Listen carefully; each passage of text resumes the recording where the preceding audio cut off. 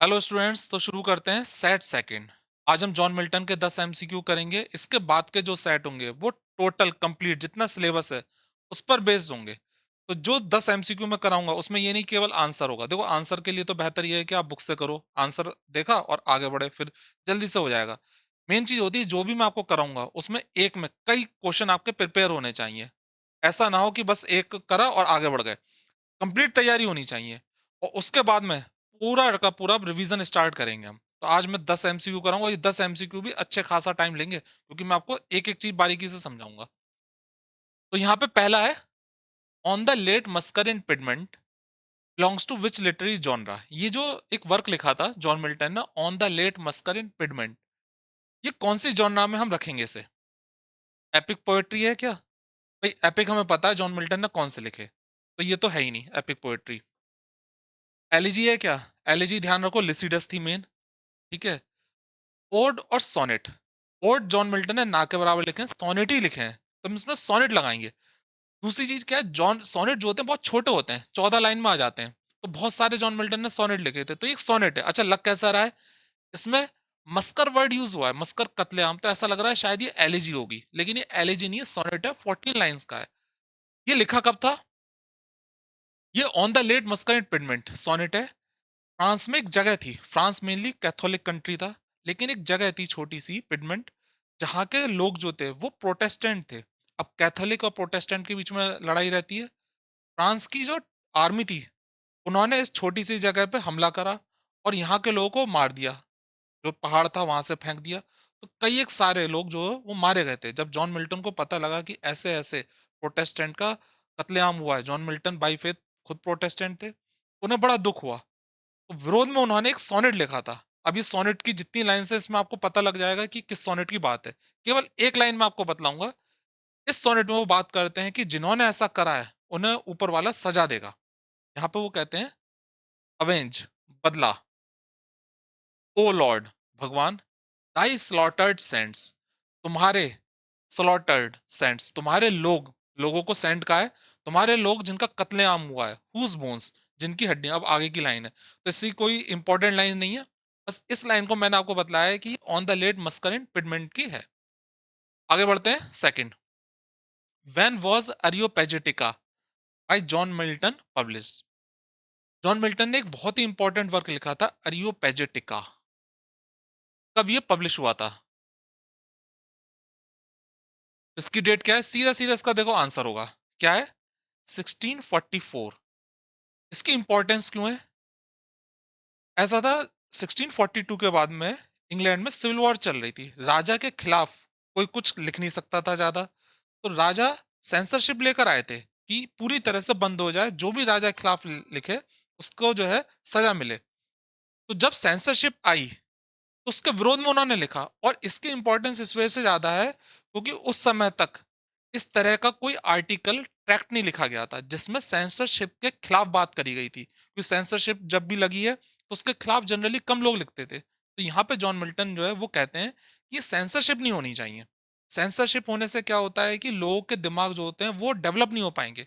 लोग फ्रीली पढ़ें, और जब फ्रीली पढ़ेंगे तो उनके दिमाग भी डेवलप होंगे, उन्हें पता लगेगा क्या ठीक है क्या गलत है। तो ये ट्रैक्ट है। और एरियोपेजेटिका इसका पूरा नाम जो था वो ये है। अब इसका पूरा नाम से कोई मतलब नहीं है, लेकिन थोड़ा सा पढ़ लेते हैं। A speech of mister John Milton for the liberty, liberty के लिए जॉन मिल्टन की स्पीच ऑफ अनलाइसेंस्ड प्रिंटिंग।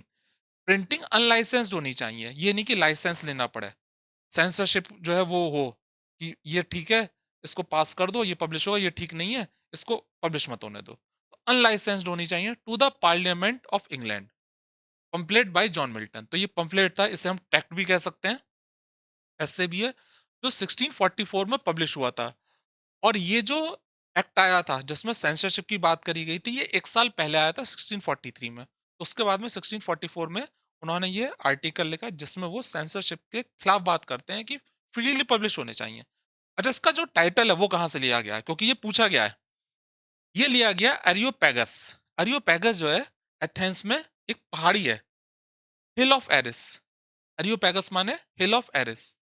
तो ये टाइटल जो है ये एथेंस में जो पहाड़ी है एरियोपेगस उससे लिया गया है, हिल ऑफ एरिस।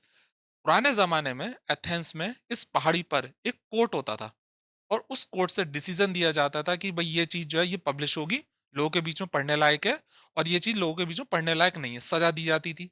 तो उस जगह से जॉन मिल्टन ने ये टाइटल लिया एरियोपेजिटिका, एरियोपेगस हिल ऑफ एरिस। इसका थोड़ा ध्यान रखना आप। आगे बढ़ते हैं हम। थर्ड है, what genre does the tenure of kings and magistrates belong to. अब ये जो है लिखा है उन्होंने the tenure of kings and magistrates, इसकी भी अपनी इंपॉर्टेंस है। कौन सी जॉनरा में आप रखोगे? पॉलिटिकल टेक्स्ट है, हिस्टोरिकल नॉवल है, रिलीजियस ट्रीटाइस है, फिलोसफिकल एसे। तो साफ पता लग रहा है कहाँ है। तो tenure of kings and magistrate, तो राजा और मैजिस्ट्रेट के टेन्योर, जो टेन्योर होता है ना, 5 साल 10 साल कितने साल वो रूल करते हैं, उसकी बात करी गई है। तो सीधे सीधे पता लग रहा है पॉलिटिकल टेक्ट है। इसकी इंपॉर्टेंस क्यों है? क्योंकि इसके बाद में जॉन मिल्टन को बड़ी जिम्मेदारी का कार्य दिया गया था। 1642 में इंग्लैंड में सिविल वॉर स्टार्ट हो गई। 1649 में जो चार्ल्स फर्स्ट थे उनको सजा की मौत दे दी गई, उन्हें मार दिया गया। उन्हें जो एग्जीक्यूशन करा गया था, की मौत दी गई थी, वो पार्लियामेंट में बकायदा बिल पास हुआ था और उसमें साबित करा गया था कि जो किंग थे चार्ल्स फर्स्ट, उन्होंने लोगों का कत्लेआम करा है, पार्लियामेंट के राइट्स जो थे उसको भंग करा है, पार्लियामेंट को डिसॉल्व करा है। तो इस आधार पर बकायदा केस चला राजा के ऊपर और फिर उन्हें सजा दी गई। तो जब सजा दे दी गई 1649 में, चार्ल्स फर्स्ट का एग्जीक्यूशन हो गया। उसके बाद में उन्होंने ये एक पॉलिटिकल ट्रैक्ट लिखा, ऐसे लिखा, जिसमें वो बात करते हैं कि जो राजा होता है उसकी अपनी एक जिम्मेदारियां हैं, उसे अपना कर्तव्य करना चाहिए, क्योंकि वो भी बंधा हुआ है पार्लियामेंट से। उस समय पार्लियामेंट और राजा दोनों मिलकर कार्य करते थे। और अगर राजा अपने कर्तव्य को सही से नहीं निभाता है तो उसे भी जो है सजा मिलनी चाहिए। तो इस एस्से के द्वारा जॉन मिल्टन जो है, जो कुछ हुआ, जो कुछ पार्लियामेंट ने करा, राजा को मारा, उसको सही साबित करते हैं कि राजा ने गलती करी तो उसकी सजा राजा को मिली। अब ये एस्से उन्होंने लिखा।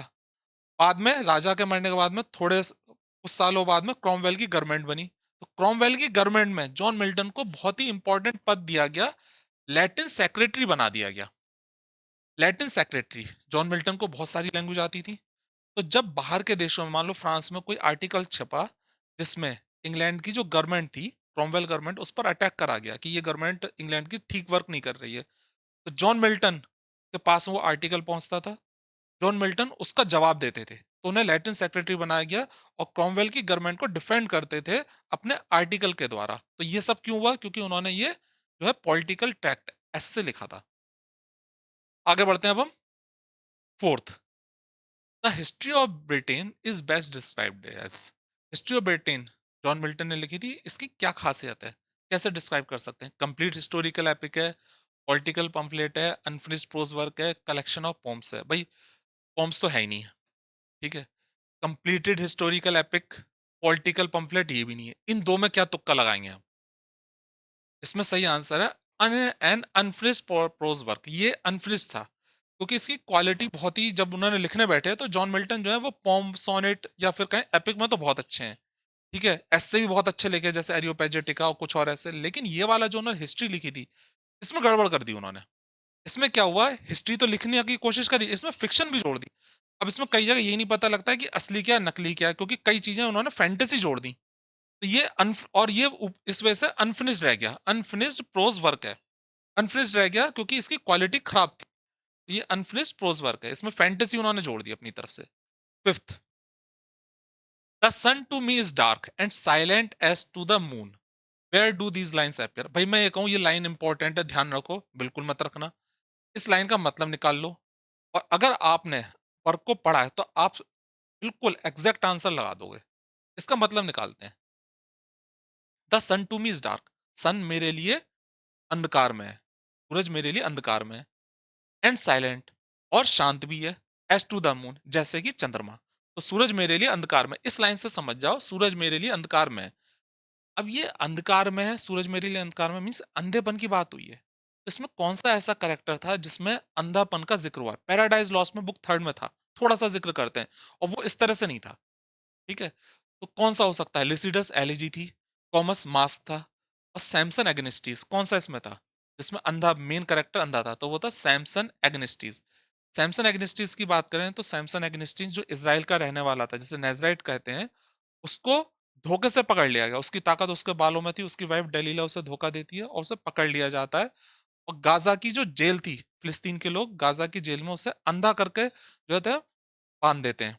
तो वहाँ पे वो पछताता है कि आखिर मैंने क्या गलती करी, कौन-कौन सी गलती करी, सॉली लॉ की बहुत ज़्यादा है इसमें इस वजह से, क्योंकि अपने दिमाग में सोचता रहता था। तो सैमसन जो है, इसका नाम है सैमसन। सैमसन जो है, वो अंधा था, अंधा कर दिया गया उसे और यहाँ पर वो अपने अंधेपन की बात कर रहा है। तो इसका सही आंसर है सैमसन। नेक्स्ट है 6th, hence loathed melancholy of Cerberus and blackest midnight बॉन्ड, where do these lines appear?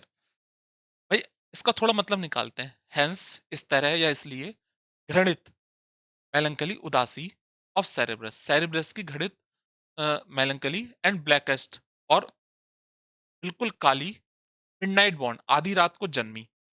तो यहाँ पे उदासी को कहा गया है, उदासी। अब कौन सा ऐसा वर्क है जिसकी ये लाइन हो सकती है? देखो, लिसिडस एलिजी है, to my Lawrence, to Mr Lawrence इसे छोड़ दो चलो, एडोनिस ये तो मतलब ही नहीं बनता, एल एलेग्रा मेन ऑप्शन में हम अगर जाएं तो एल एलेग्रा। दो वर्क की बात करेंगे जो कंपेनियन वर्क है और उनकी शुरुआती लाइंस जो है हमें ध्यान रहेंगी अगर हमें उन वर्क को थोड़ा सा ध्यान रखें। एल एलेग्रा जो है ये पेस्टोरल पॉम है, चरवाहे का जो जीवन होता है, चारागाह, खेत खलिहान, उसके बारे में पॉम है। 1631 में ये लिखी गई थी, लेकिन पब्लिश हुई थी अपने कंपेनियन पीस के साथ में, पेयर के साथ में। तो दोनों को मिला के ही हम समझ सकते हैं, दोनों को साथ में रखा जाता है। जो इसका कंपेनियन पीस था वो था इल पेंसेरोसो।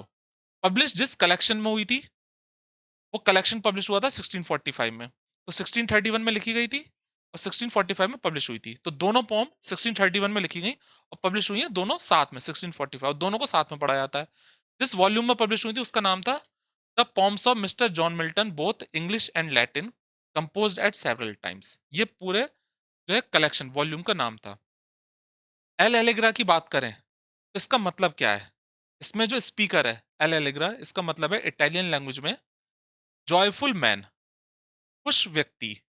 तो जो स्पीकर है इसमें एल एलेग्रा का, एल एलेग्रा में उसका मतलब है खुश व्यक्ति, ऐसा व्यक्ति जो खुश रहता है, जो जिंदगी के खुशनुमा पल को जीता है पूरे आनंद के साथ में।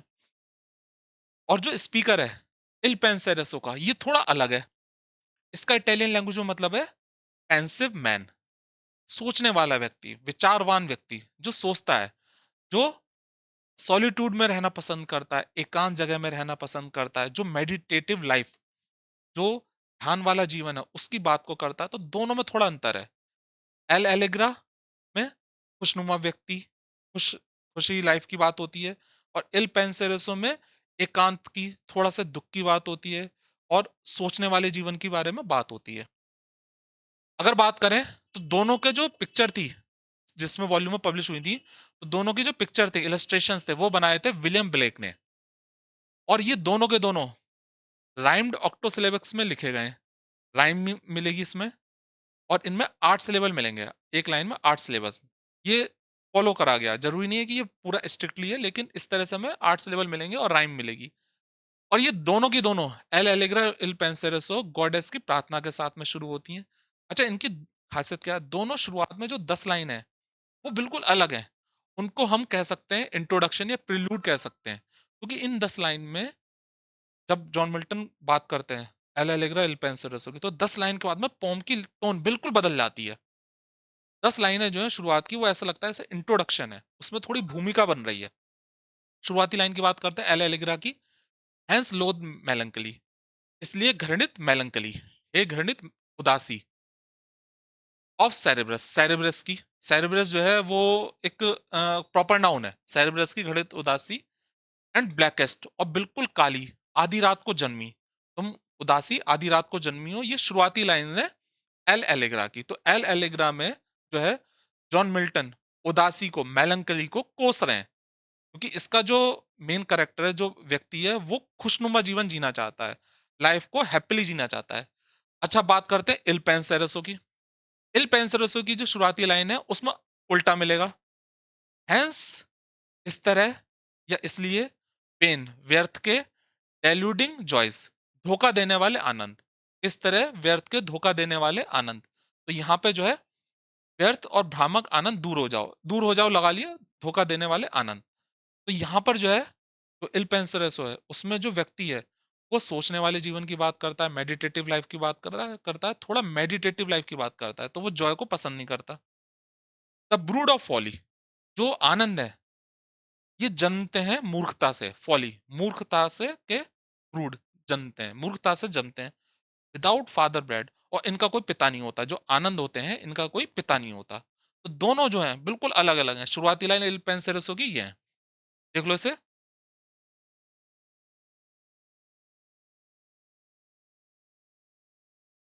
इसे एक बार आप देख लो, फिर आगे बढ़ते हैं। 7th, if virtue feeble or heaven itself would stoop to her, where do these lines appear? फिर अनइम्पोर्टेंट लाइन है, लेकिन अगर आपने वर्क पढ़ा है तो आप लगा लोगे। कौन सी ये लाइन, किस में से ये लाइन हो सकती है? देखो, इफ वर्च्यू फीवल, सद्गुण फीवल, कमजोर है, हेवन इटसेल्फ, हेवन जो है वो स्वयं वुड स्टूप आएगा टू हर, उसकी मदद के लिए। अगर वर्च्यू, सद्गुण कमजोर पड़ जाते हैं, यहाँ पे सद्गुण का मतलब है अगर बुराई हावी हो जाए, सद्गुण कमजोर पड़ जाए, हार होने वाली हो, तो हेवन स्वयं मदद के लिए आएगा। और किसकी मदद की बात करेगी? हर, कोई फीमेल है। अब समझ जाओ कौन सा है। लिसिडस एलिजी है, ये तो है ही नहीं। कॉमस मास्क है। पैराडाइज लॉस्ट मतलब नहीं है, यहाँ पे हर आया, हर तो कोई मतलब ही नहीं। पैराडाइज अगेन जीसस क्राइस्ट की बात है, तो ये भी नहीं है। कौन सा बचा? कॉमस। कॉमस मास्क है, और कॉमस जो है वो विलन है, जो जादूगर है। जब भी कोई जंगल में रास्ता भूल जाता था, तो कॉमस जादूगर उसे पीने को कुछ देता था प्याले में, और वो व्यक्ति जैसे ही पीता था वो जानवर बन जाता था। तो यहाँ पर कॉमस मास्क में एक लेडी है, इसका नाम नहीं दिया, वो अपने दो भाइयों के साथ में कहीं जा रही होती है अपने घर पे। जंगल होता है, रास्ते में दो भाई बिछड़े आते हैं, अंधेरा हो जाता है, वो खाने के लिए कुछ लाते हैं, उनकी बहन को भूख लग रही है।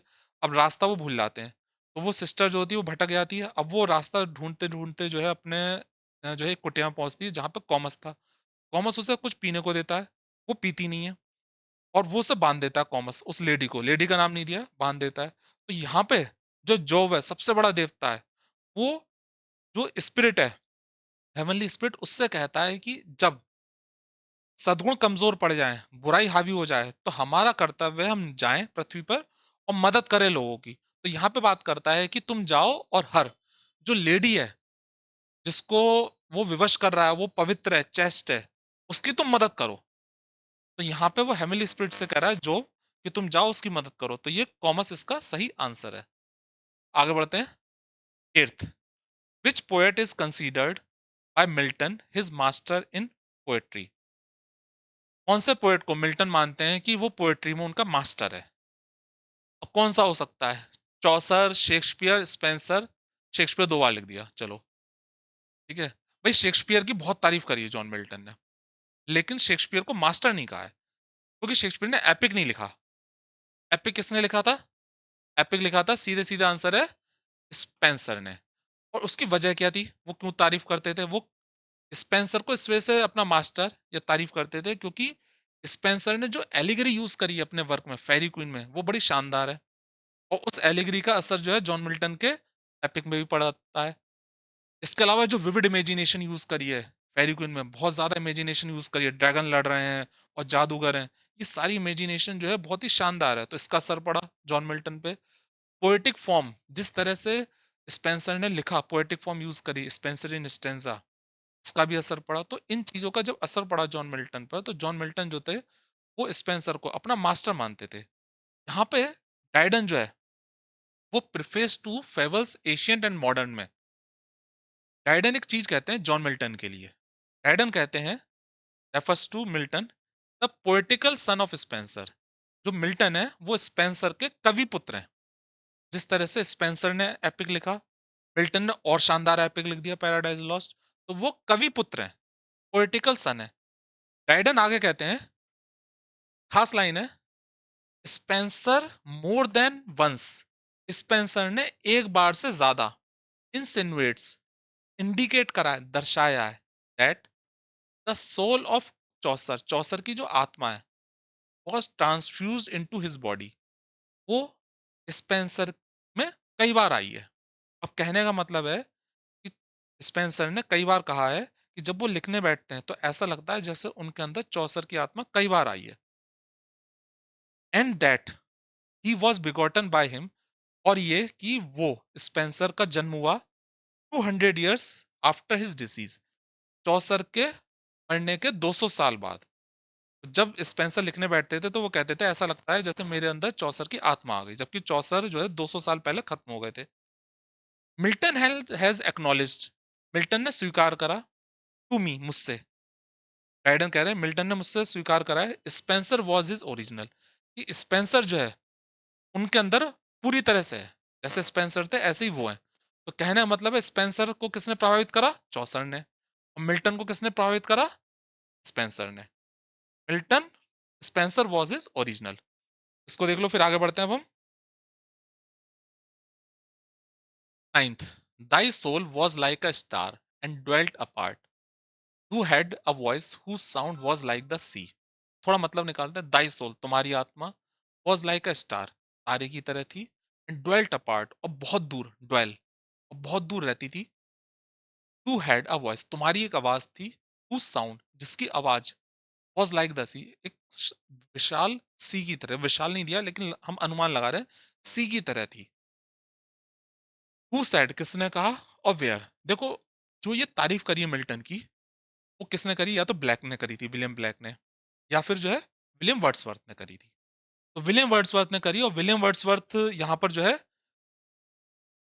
एक जगह आ रहा है, Wordsworth in sonnet on Milton. William Wordsworth ने एक सोनेट लिखा था, उसमें तारीफ करी है। ये सोनेट कौन सा था? लंदन 1802। ये 1802 में ही लिखा गया था, ये सोनेट। और इसका नाम भी लंदन 1802 में लिखा गया था। पेट्राकन और इटालियन सोनेट है। मिल्टन ने भी ज्यादातर पेट्राकन सोनेट ही लिखे थे, जिसे इटालियन सोनेट कहते हैं। तो इस सोनेट में जो है, जो विलियम वर्ड्सवर्थ हैं, वो क्या कहना चाह रहे हैं? 1789 में फ्रांस में क्रांति हुई। उस क्रांति में जो आइडियल्स थे, लिबर्टी, इक्वलिटी, फ्रेटर्निटी, उसकी बात करी गई थी। राजा ने गलती करी, उसे सजा मिली। तो विलियम वर्ड्सवर्थ बहुत खुश थे। यहाँ पे विलियम वर्ड्सवर्थ कहते हैं कि जैसे फ्रांस में लोगों ने अपने अधिकार की बात करी, ऐसे इंग्लैंड में भी थोड़ा सा होना चाहिए। जो लोग हैं वो सोए हुए हैं, उनको तुम आके जगाओ कि कैसे तुम्हें जो है बात करनी है। तो यहाँ पे बात करते हैं कि विलियम वर्ड्सवर्थ, जॉन मिल्टन, तुम्हारी आज जरूरत है इंग्लैंड को। तुम लोगों जो हैं वो सोए, उन्हें जगाओ, उन्हें दोबारा से ग्रेट बनाओ, जैसे पहले ग्रेट था एलिजाबेथन एज में, वैसे ही तुम इन लोगों को अब ग्रेट बनाओ। लेकिन बाद में जब फ्रांस की क्रांति थोड़ी रास्ते से भटकी, कत्लेआम होने लगे, तो विलियम वर्ड्सवर्थ थोड़ा डिसअपॉइंट हो गए, और बाद में उन्होंने क्रिटिसाइज भी करा। तो यहाँ पे जो है वो कहते हैं मिल्टन, शुरुआती लाइन है, बहुत इंपॉर्टेंट है, दू शुड बी लिविंग, तुम इस समय रह रहे होते, एट दिस आवर, तुम इस समय, इस घंटे या इस समय रह रहे होते।